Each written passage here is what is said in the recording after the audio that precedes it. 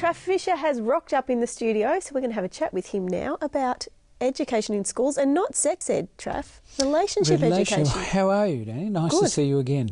Yeah, Kevin Andrews, who's currently the Minister for Social Services, federal level, put out a good book called Maybe I Do, and he raises a number of key issues, and one of them is that we should be doing relationship education in schools rather than just sex education. I think he makes a good point. Oh, I agree. It's not something we've seen traditionally. Not usually. It's so core to life, isn't it? Exactly.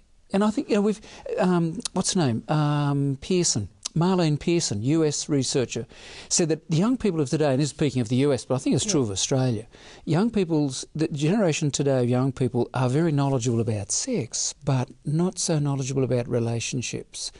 And she makes a number of points, and I think she's good. Number one, she says we should have more emotional and social dimension of sexuality.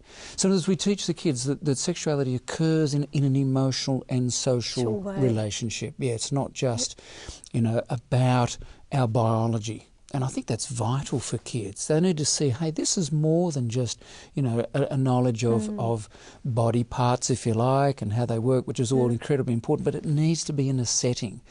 And just actually relationship building. How do you build a successful relationship? What are the things that, that turn love into more than just a passion? It's a long-lasting love. Yeah, I think with that too, Trafford, is the fact that so many kids these days just simply don't have an example of a functional relationship. I think you're right. A lot of them grow up in broken homes and they miss. You're right. I think you're right, Danny. They miss that modelling of what a good relationship is, and see maybe a lot of their other friends or their families breaking down. And so I think Kevin's point is a good one. Let's get into schools, a broader setting, communication, conflict resolution skills. Yeah, key stuff. What makes a marriage long term?